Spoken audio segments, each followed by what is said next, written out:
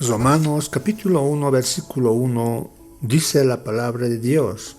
Pablo, siervo de Jesucristo, llamado a ser apóstol, apartado para el Evangelio de Dios. En este versículo vemos cómo Pablo se presenta como servidor y apóstol de Jesucristo, llamado por Jesucristo para proclamar el Evangelio, para anunciar las buenas noticias que Él tiene para nosotros. La mayoría de las noticias que escuchamos a diario son malas noticias y estas malas noticias empeoran día a día. Lo que sucede no es más que la ampliación de lo que sucede en el corazón de los seres humanos. Los seres humanos están bajo un poder interno aterrador en el núcleo de su mismo ser. Si este poder no se controla de alguna manera, nos puede llevar a una autodestrucción. Ese poder aterrador se llama pecado. Si bien Dios permitió que en el huerto del Edén exista el árbol del bien, la ciencia y el mal, como lo relata el libro de Génesis capítulo 2, versículo 9, Dios no creó al hombre para que viva de mal en mal. Entonces, ¿a consecuencia de qué es que la humanidad vive haciendo el mal? ¿Quién es? ¿Quién en su naturaleza misma tiene el mal e indujo al hombre a seguirle? La respuesta es Satanás, la serpiente antigua. El mal no fue creado, el mal apareció y Dios permitió al hombre a decidir, a elegir en qué dimensión vivir. El pecado, que es parte de todo ser humano, es el causante de todo mal. Por ejemplo, el amor al dinero casi siempre causa asesinatos, robos, asaltos, etcétera, etcétera. Mentes corrompidas de adulterio, fornicación, lascivia, causan violaciones, asesinatos, pedofilias, abortos, homosexualidad, etcétera, etcétera. Por eso es necesario de que hablemos de la causa de todo mal, que es el pecado. El pecado es parte de todo ser humano desde que nace hasta que muere. Podríamos decir que todo ser humano tiene una naturaleza pecadora. Esta naturaleza se manifiesta de diferentes formas en los seres humanos. Unos lo muestran más, por ejemplo, los asesinos, violadores, drogadictos, ladrones. Otros lo muestran en menor intensidad, como las personas que aparentemente son personas buenas o moralistas, pero su corazón está lleno de orgullo, envidia, odio, soberbia. Un buen médico siempre tratará de curar la causa de una enfermedad. Sin embargo, el mal médico solo trata los síntomas, los efectos de la enfermedad. De esta manera el enfermo sufre y el médico muchas veces se enriquece más.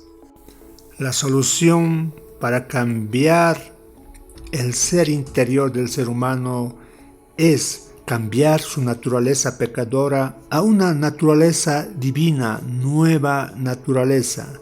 Quitar el pecado, limpiar el pecado. A eso vino hace más de 2000 años atrás Cristo Jesús, el Hijo de Dios. Cuando Jesús vino hacia Juan el Bautista dijo acerca de Jesús: He aquí el Cordero de Dios que quita el pecado del mundo. Es así que el único que puede quitar el pecado de la humanidad es el Hijo de Dios, Jesucristo. Si a los alcohólicos se los lleva a un centro de rehabilitación donde se los viste, se los cambia, se los perfuma y salen del centro, ¿qué pasará después? Generalmente vuelven a emborracharse porque tienen una naturaleza pecadora. Otro ejemplo de esta naturaleza lo podemos ver en el cerdo, por ejemplo.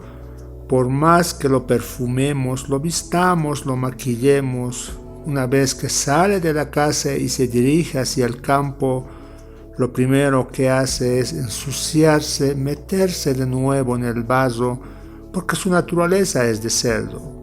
Los centros de rehabilitación son como medicinas superficiales que tratan el dolor y no la causa del dolor.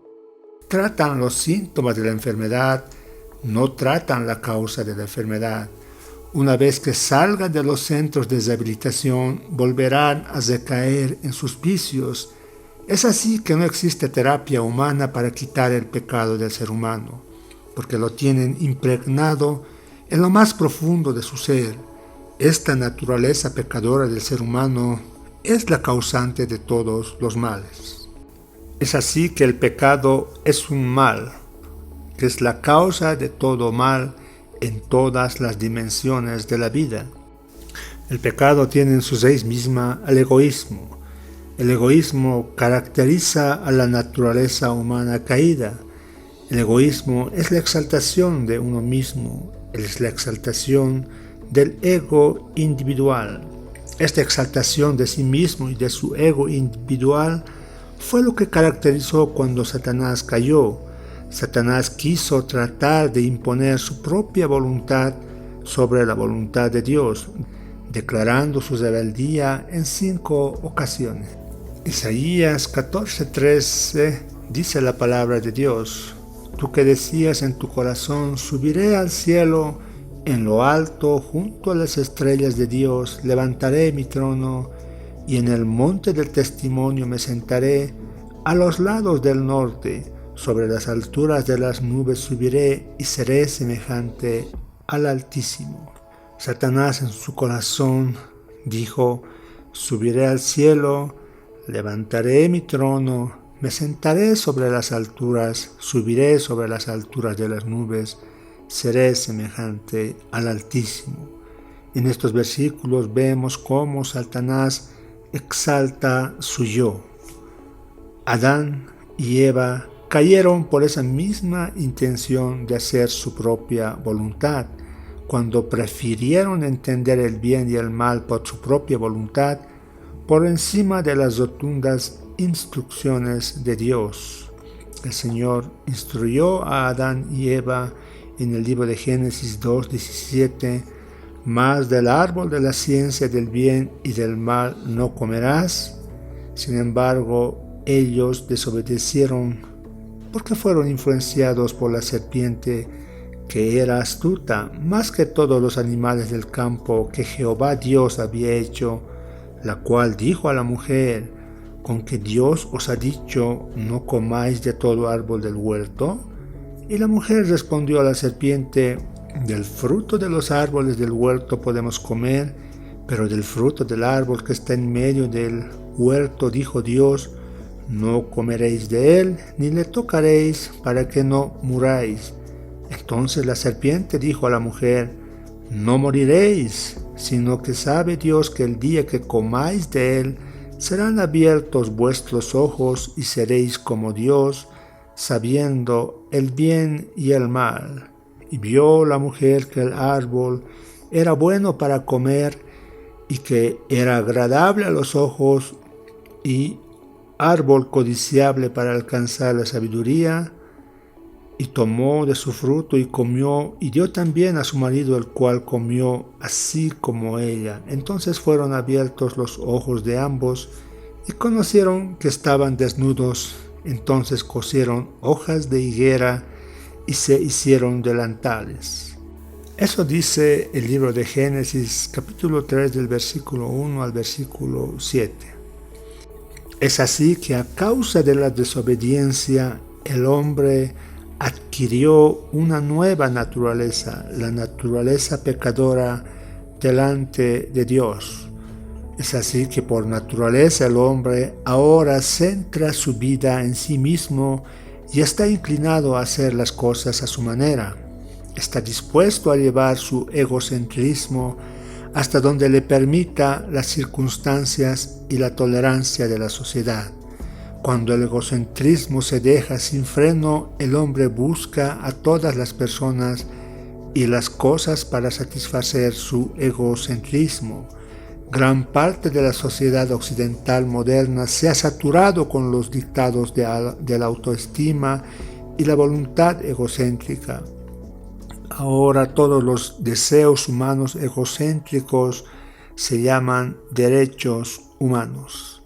Actualmente la meta de muchas vidas es la satisfacción del yo, el apetito de las riquezas, posesiones, fama, dominio, popularidad, satisfacción física, es el afán de cada día. Hoy en día muchos aman las cosas, para eso usan a las personas, en lugar de amar a las personas y usar las cosas. El amor a las cosas materiales es más que el amor al prójimo. Todos violan el segundo mandamiento de Dios, que dice: amarás a tu prójimo como a ti mismo. Mateo 22:39.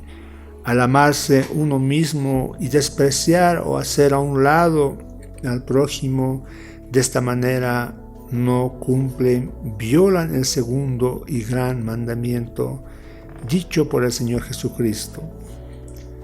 Cuando una persona sucumbe a esto, las relaciones personales se vuelven imposibles. Por ejemplo, en el matrimonio podemos ver abandono del hogar, peleas constantes por satisfacer sus necesidades personales, celulares, computadoras de última generación, etcétera, etcétera.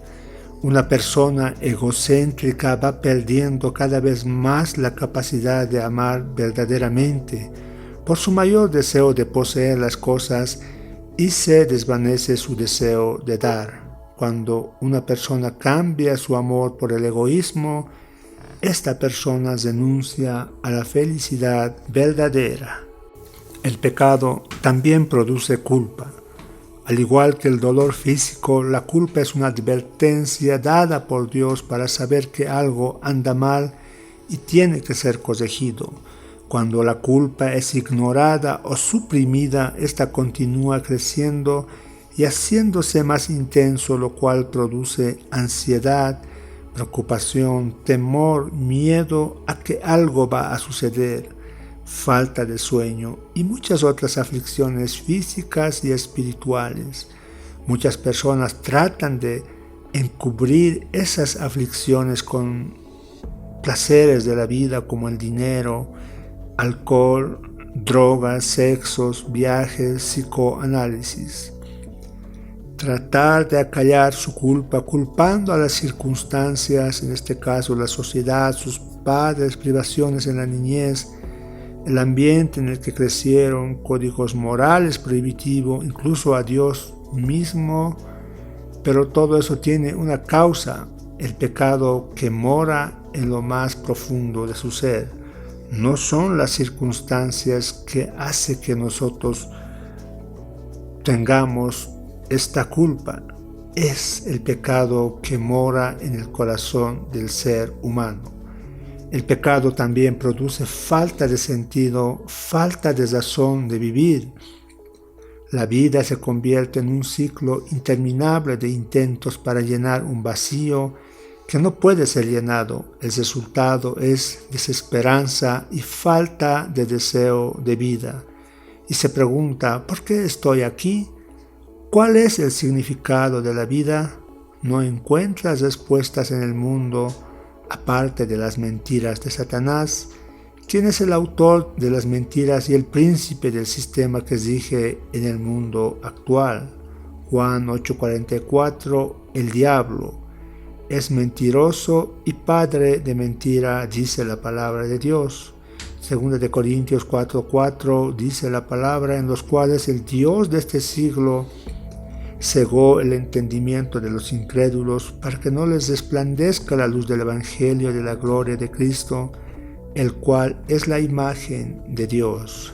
Las personas hoy en día no tienen razón de vivir y su única esperanza es morir. Y muchos dicen, comamos y bebamos, que mañana moriremos, pero no saben que después de la muerte irán a una condenación eterna a causa de su pecado. Es así que Pablo fue elegido por el Señor para traer una esperanza, un nuevo mensaje, un evangelio, el evangelio de Dios. Pablo fue llamado como siervo, fue llamado como apóstol para dar a conocer esta esperanza para toda la humanidad. Pero el pecado también produce falta de esperanza. Pierden esperanza para esta vida como para la vida venidera. Percibe que ni la misma muerte es el fin de todo. Para el pecador sin esperanza, la muerte se convierte en la peor noticia de todo. A causa del pecado, todos los días nacen millones de bebés no deseados. Y a causa del egoísmo, millones de bebés ni siquiera se les permite nacer. Las aparentes buenas noticias muchas veces son un alivio de todas las malas noticias. Una persona dijo, los tratados de paz son en realidad una oportunidad que se dan los adversarios para ir a recargar sus armas. Es por eso que, por causa del pecado que produce malas noticias a diario, la Biblia enseña que hay una noticia que es verdaderamente buena. El apóstol Pablo era un ministro de Jesucristo a los gentiles, era el portavoz de esta buena noticia. Romanos 15:16 dice Pablo, para ser ministro de Jesucristo a los gentiles, ministrando el Evangelio de Dios, para que los gentiles les sea ofrenda agradable, santificada por el Espíritu Santo. Pablo ministró de Jesucristo las buenas nuevas de que en Cristo el pecado puede ser perdonado, el egocentrismo puede ser vencido, la culpa puede ser quitada, la ansiedad puede ser aliviada, la vida puede tener esperanza y gloria eterna. La buena noticia es que el ser humano puede ser libre de pecado, perdonado del pecado. Romanos 3:23 dice la palabra de Dios, por cuanto todos pecaron y están destituidos de la gloria de Dios. Romanos 6:23, porque la paga del pecado es muerte, mas la dádiva de Dios es vida eterna en Cristo Jesús, Señor nuestro. Juan 14:6, Jesús le dijo, yo soy el camino, la verdad y la vida, nadie viene al Padre sino por mí. Juan 3:16 dice la palabra de Dios, porque de tal manera amó Dios al mundo, que ha dado a su Hijo unigénito, para que todo aquel que en él cree no se pierda, mas tenga vida eterna, porque no envió Dios a su Hijo al mundo para condenar al mundo, sino para que el mundo sea salvo por él. El que cree en él, el que en él cree no es condenado, pero el que no cree ya ha sido condenado porque no ha creído en el nombre del unigénito Hijo de Dios. Juan 3:36, el que cree en el Hijo tiene vida eterna, pero el que rehúsa creer en el Hijo no verá la vida, sino que la ira de Dios está sobre él. 2 de Corintios 5:17, de modo que si alguno está en Cristo, nueva criatura es. Las cosas viejas pasaron, he aquí todas son hechas nuevas. Este es el bendito Evangelio de Dios, el Evangelio de salvación, el cual el Señor le dio a Pablo para que diera a conocer este mensaje a los gentiles. Pablo se refiere a las buenas noticias del Evangelio de muchas maneras. Lo llama bendito Evangelio, las buenas nuevas bienaventuradas, las buenas nuevas de salvación, las buenas nuevas de Jesucristo, las buenas nuevas del Hijo de Dios, las buenas nuevas de la gracia de Dios. La carta a los romanos empieza y termina con la buena noticia que es el Evangelio de Dios. Romanos 1:1, Pablo, siervo de Jesucristo, llamado a ser apóstol, apartado para el Evangelio de Dios.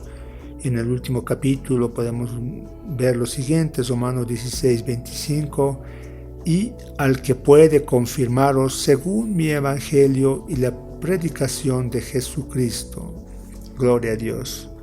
Es así que el Señor Jesucristo puso a Pablo como su siervo, lo llamó a ser un apóstol, lo apartó para dar a conocer este mensaje de Dios al mundo entero, en especial a los gentiles. Romanos capítulo 1, versículo 1.